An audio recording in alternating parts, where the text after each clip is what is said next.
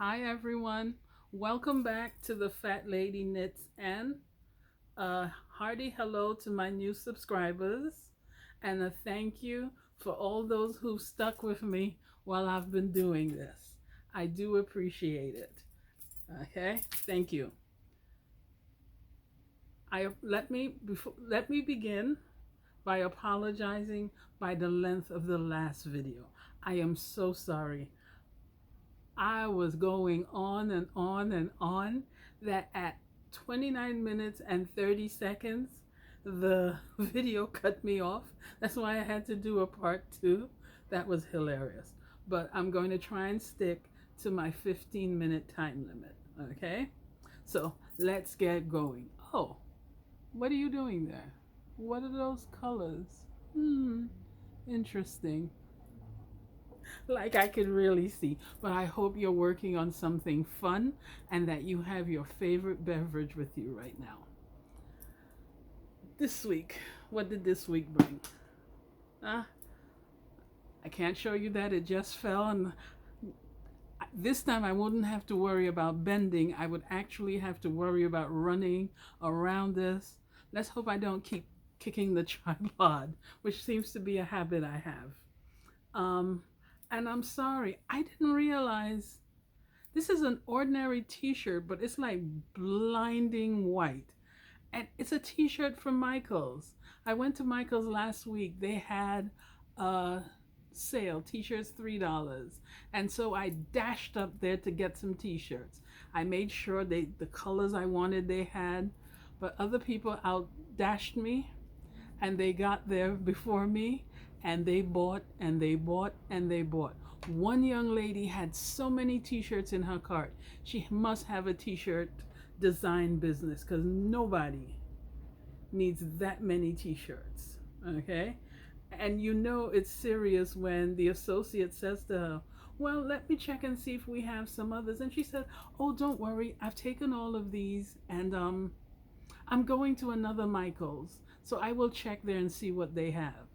That young lady meant business. So hopefully she's having an awesome time designing t-shirts, which I should be doing because I want to marble some t-shirts, but I don't have a bin that's big enough or wide enough to marble the whole front of a t-shirt at once. I've got to find something. Do y'all know of anything? Because I know I asked somebody about this and they said you have to have a special thing built. That's not going to happen around here. I've already been told enough, too much, forget about it. Okay? So, but if you know of something portable that can be slid away, that you can marble a t-shirt, the whole front at once. Because I don't want to marble the front and then have to worry about how to marble the sleeve. I want to be able to do the whole front at once and the whole back at once. I want to do both. I I'm not fond of t-shirts that only have designs on the front. I figure coming and going you should have something to say. But let's get back to knitting or I will be off fun. Oh, have y'all had a chance to see the newest CSM in town, the True Knit? I saw a video on either Facebook or Instagram where it was people were ribbing on it and they were going at breakneck speed. I was like, oh my God, I've never seen anyone rib on a circular sock machine so fast. Wow. It would be absolutely awesome if this machine does not this machine really does not drop stitches. Can you imagine? Especially after today, I worked with Speedy. I started the rib 3 different times and all we did was drop stitches. But that's another thing. Let me get back to this. Remember me and my quest for knee-high socks? Well, oh, that's is blind is white, so uh, let me tell you what happened to me. You saw that color change in the sock? I made these socks on Speedy. I have not used Speedy since maybe 2017. So that's 6 years. So that there was all this old oil and dirt, and the sock was horrible. And I said, Dawn will take this out.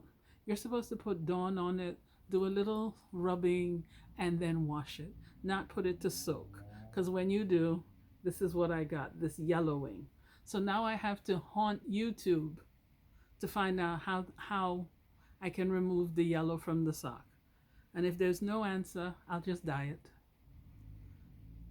We have to talk about dyeing, but yeah, yeah. Let's talk about dyeing. We'll get back to this.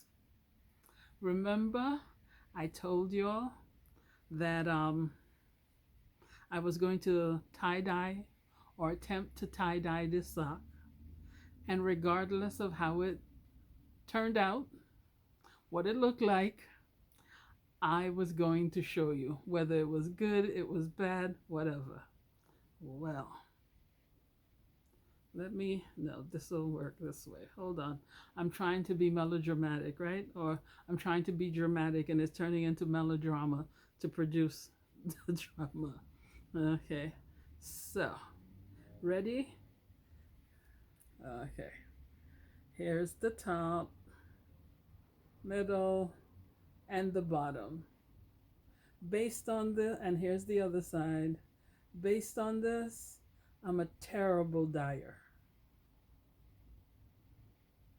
Or at least I am now.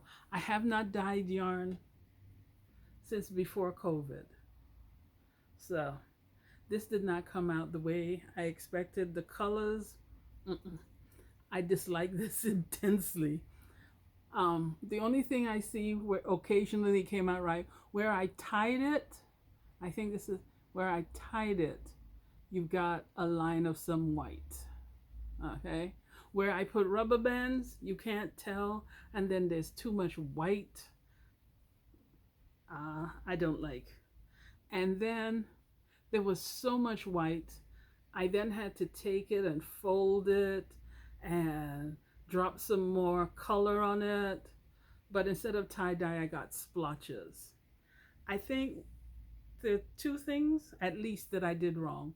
One, I chose the wrong colors. These colors do not work well together, in my opinion. I need to go back to my yellows and my oranges and my pinks. Well, no, that's just for me. Other people like other colors. Maybe I should have done it in shades of blue. I thought the blues would break, and I did some lavender purplish.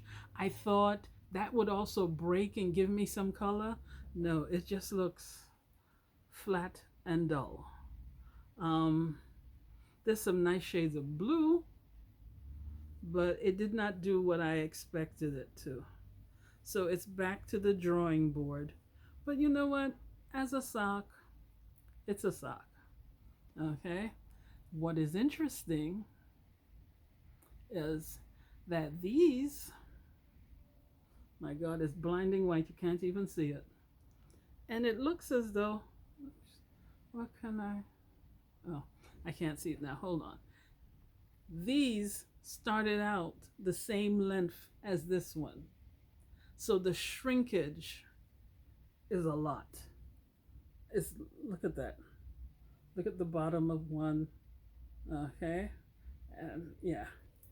So I'm going to have to enlist one of the math princesses to help me figure out what's the shrinkage percentage or the percentage of shrinkage so that I can adjust the pattern, because these are like, these white ones, they're about an inch below my knee, and I want them to be at my knee.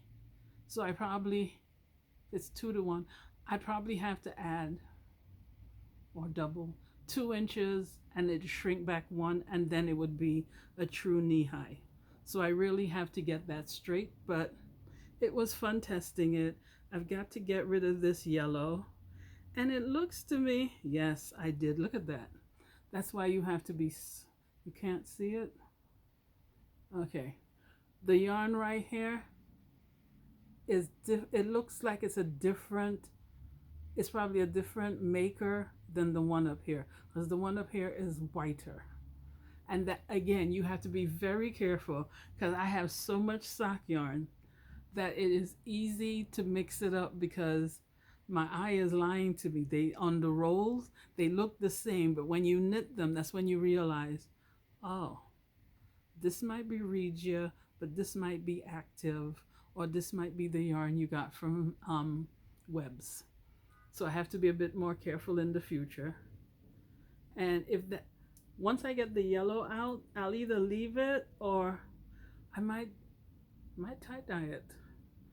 I can't. I certainly. I don't think I can do a worse job than this one. Do you? Okay, so we leave that alone. Oops. Okay. Moving on from my dye job, what do we have here? What is this? This is just long. This is like 150. Is it 150? It might be more. Rows of rib and eons of plain knitting. What is happening here? Since there's a request for knee-high socks, I almost said thigh-high, but I did make someone a pair of socks that came almost to her hip. Well, it wasn't socks, it was leggings, because she didn't want the foot of the sock, and she used to wear it over her jeans. That tells you how slim she was, because I made it on the circular sock machine, and she was able to put her jeans on and put it over them. Wow. Now, what I'm going to do, I'm going to call this my almost sock sloper. Yes.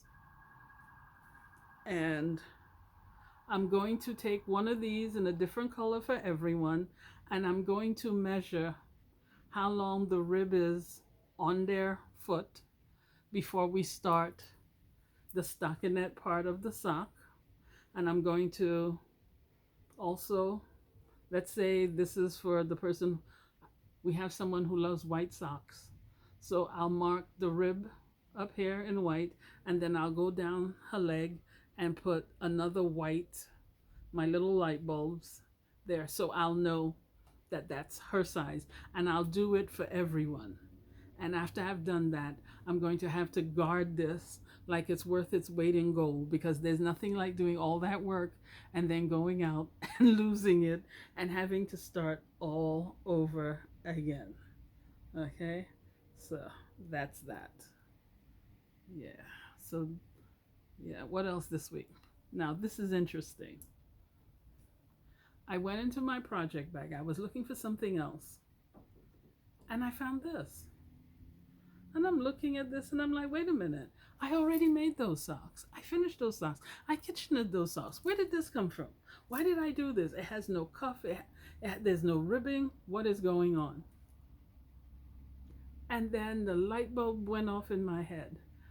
I wanted to make a sock scarf, or a scarf of socks. And I figured I'd do it on blue. And so I made two. Let's see. This would be the real sock at the bottom here, and then just socks going up till I have the 6-foot scarf that you normally have. But when I took it off the machine, I was like, wait a minute, this is really, really narrow. I don't think this will make a scarf. Okay? And so I just tossed it aside. And then I picked it up today, and wait, hold on. Look at that. Oh, no, that doesn't work. Okay, let's try. Here we are. Now, just looking at this, you see, sometimes your eyes lie to you. I was in my head, this was not wide enough. And so I would end up with a Doctor Who type scarf, one of those scarves that goes on for infinity. And when you live in a metropolitan area, that can be quite dangerous, because if you have these long extended scarves and it gets caught in a door, you could lose your head. You could be seriously hurt. The train starts and you're stuck. It sounds funny, but it would be quite dangerous. But now I'm looking at it, and it's wide enough. Why did I? Not only that, I think you can make like a cowl from this that you could wear over something. Because look at this on the pink. It looks as though you have a sweater piece at your neck. And all this is 2 socks. So what would happen if you just knit a tube and put a heel right in the middle than you did it for the back. You would have an, let's say I had a gray sweater and then I did this in pink and threw it over it. That would give it a definite new look. Huh, see? Sometimes your eyes lie to you and you have to test it. So it's back to the drawing board. I'm going to have to figure out how much, I need a yarn that I have enough of to test this because I like this. Huh. Yeah, because then you have a point, you know, like you're a don at school. Um, okay, okay. I have something else to work on. Yay! But I see our time is up. Thank you so much for joining me. I enjoy your company. I look forward to seeing you again. I catch you next time. Bye.